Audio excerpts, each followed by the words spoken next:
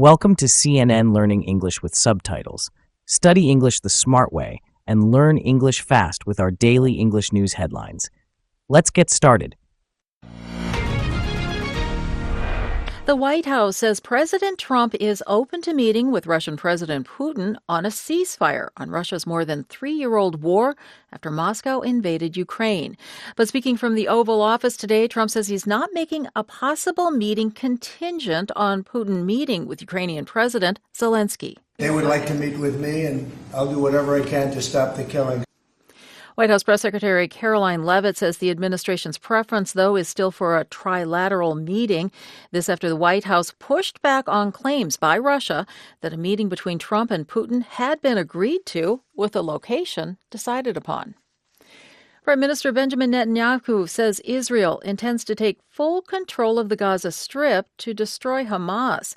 He says it's to ensure Israel's security and that Gaza's administration would eventually be transferred to what he calls friendly Arab forces. The Israeli Security Cabinet would still have to approve such a decision. This as the enclave is facing severe food shortages, that have drawn international condemnation and deaths from starvation. Hospitals in Gaza, meanwhile, say at least 42 Palestinians were killed in Israeli airstrikes and shootings.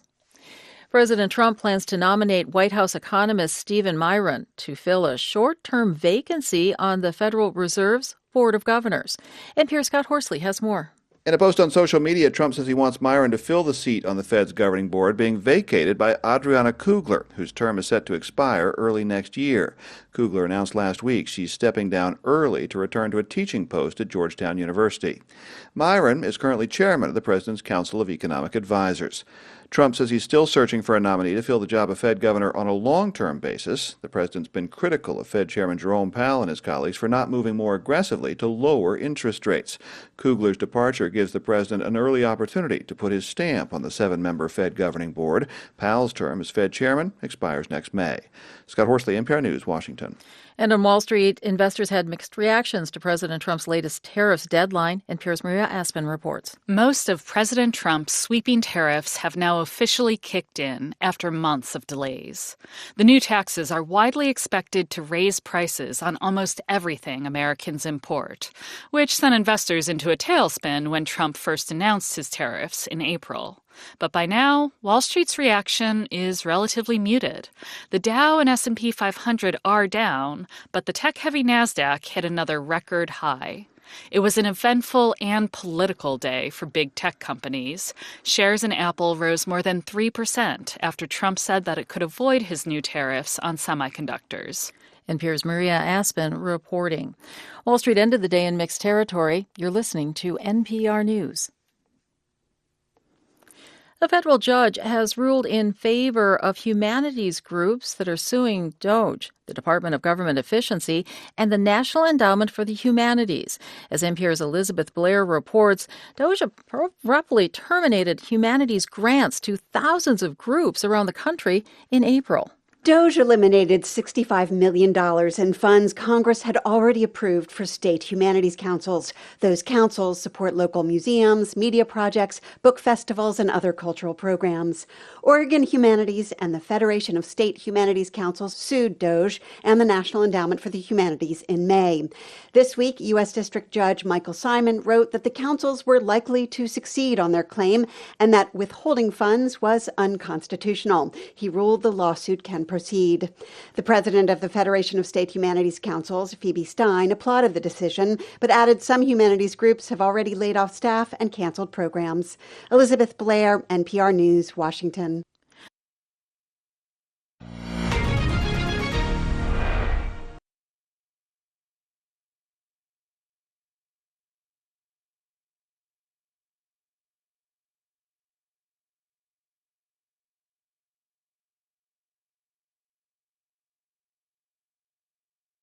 The White House says President Trump is open to meeting with Russian President Putin on a ceasefire on Russia's more than three-year-old war after Moscow invaded Ukraine.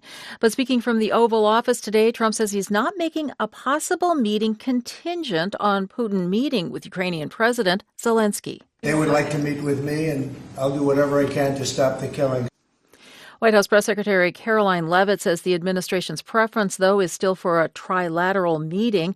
This after the White House pushed back on claims by Russia that a meeting between Trump and Putin had been agreed to, with a location decided upon.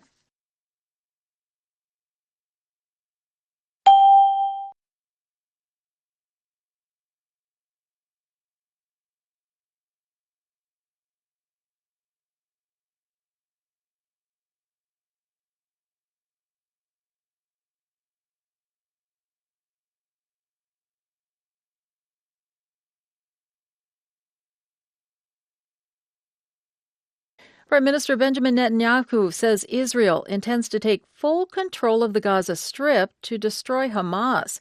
He says it's to ensure Israel's security and that Gaza's administration would eventually be transferred to what he calls friendly Arab forces.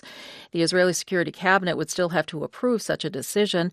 This as the enclave is facing severe food shortages, that have drawn international condemnation and deaths from starvation. Hospitals in Gaza, meanwhile, say at least 42 Palestinians were killed in Israeli airstrikes and shootings.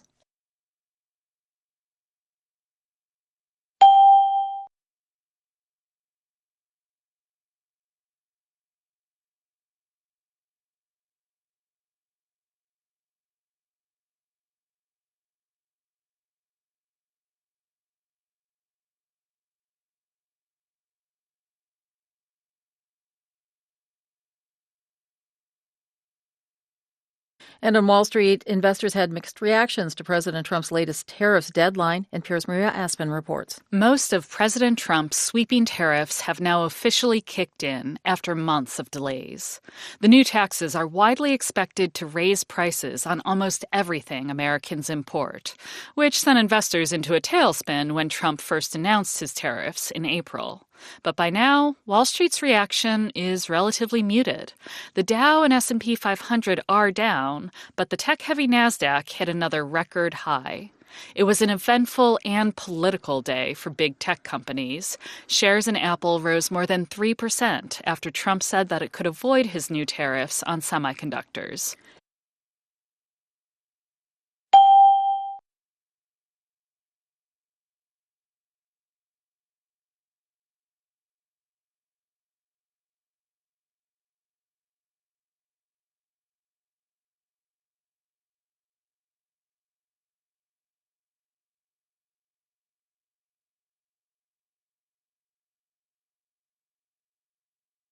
A federal judge has ruled in favor of humanities groups that are suing DOGE, the Department of Government Efficiency, and the National Endowment for the Humanities.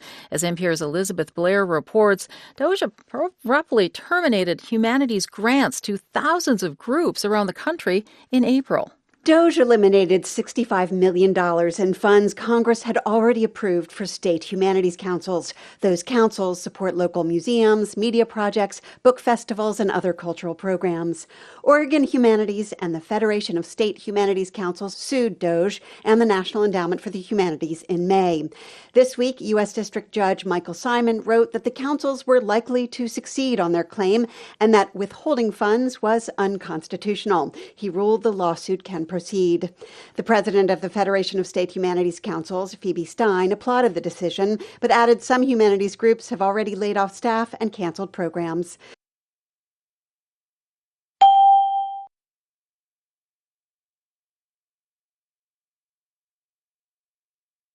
Five contingent on means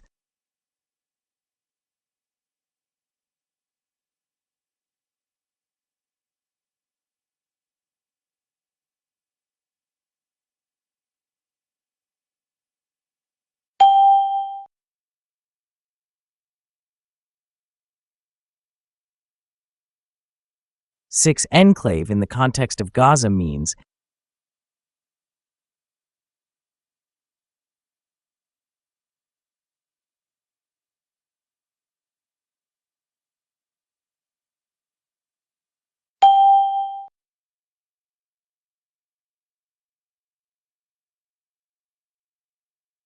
seven colleagues means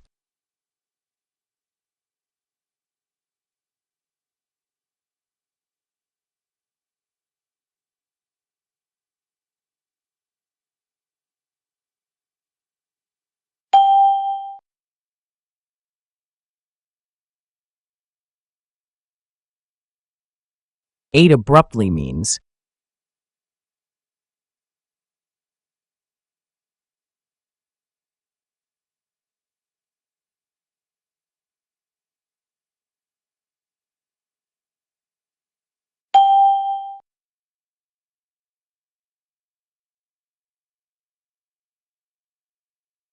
9 invaded is closest in meaning to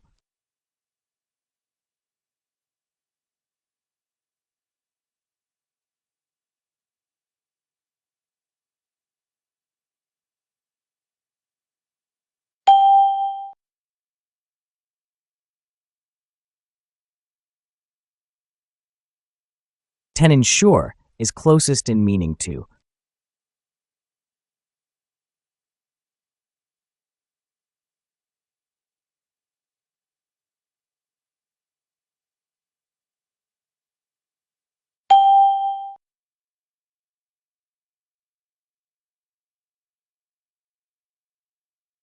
11 sweeping tariffs is closest in meaning to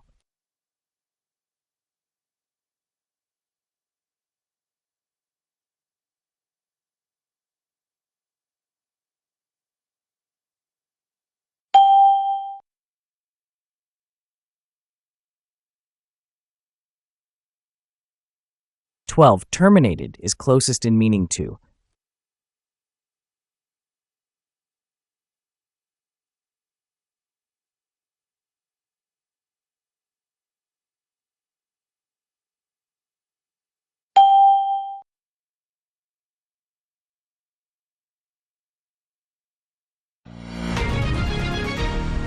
'Do you think governments should spend money on culture and the humanities, even during economic or political crises? Why?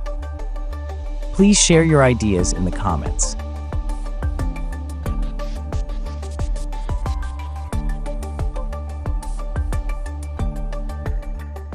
13. The White House pushed back on blank by Russia.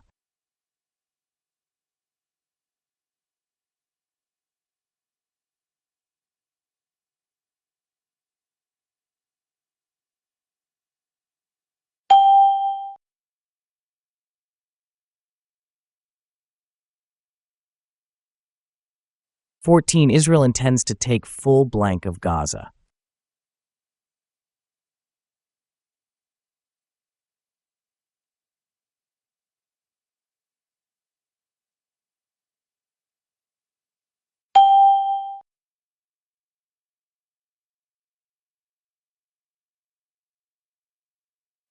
15. Most of Trump's sweeping tariffs have now officially blank in.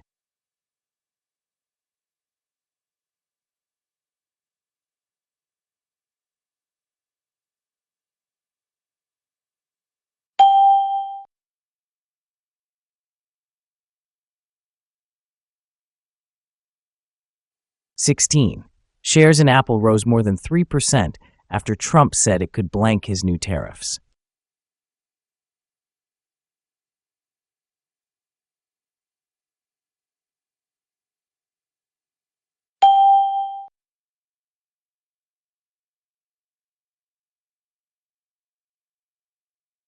17. President Trump is not making a meeting contingent blank, Putin meeting Zelensky.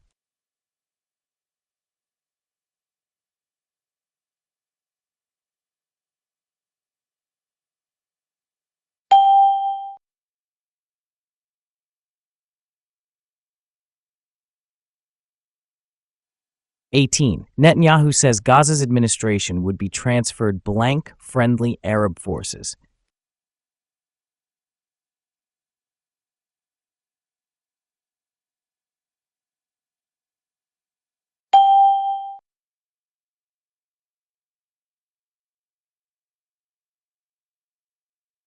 19. Doge abruptly terminated humanities grants blank thousands of groups.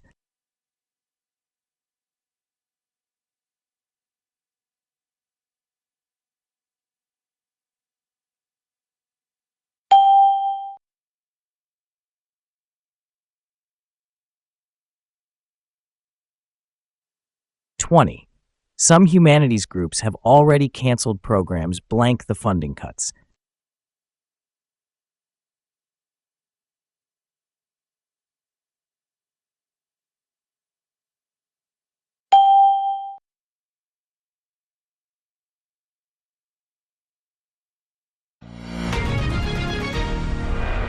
Thanks for watching CNN Learning English with Subtitles. Keep watching daily for easy English learning and English news with subtitles. Don't forget to subscribe, like, and comment.